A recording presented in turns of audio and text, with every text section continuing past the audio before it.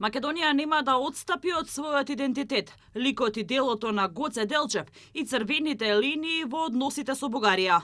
Со оваа порака денеска првиот човек на владата Христијан Мицкоски се обрати до јавноста на денот на одбележувањето на 123 годишнината од смртта на Гоце Делчев. Премиерот вели Македонија гордо треба да го слави и чествува името на македонскиот голем револуционер, титан, великан Гоце Делчев, чие лик и дело треба да се пренесува на генерациите по нас. Мицкоски посочува дека вредностите за кои Делчев се заложувал, за жал денеска некои членки на Европската Унија се уште не ги почитуваат и ги оспоруваат. Според претседателот на владата, разочарувачки е што во 21. век македонскиот народ се соочува со вакви предизвици. Наместо да се бориме за заедничка иднина, за подобра иднина, ние се уште отвораме прашања од минатото.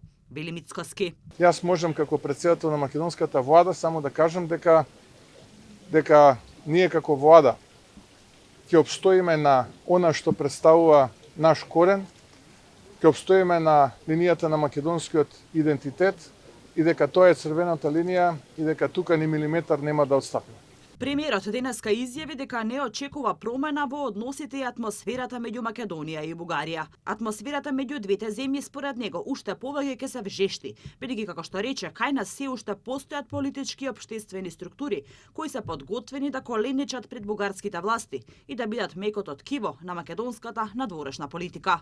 Се додека има такви политички структури и општествени сили, јас не очекувам промена на односот на нашиот источен сосед.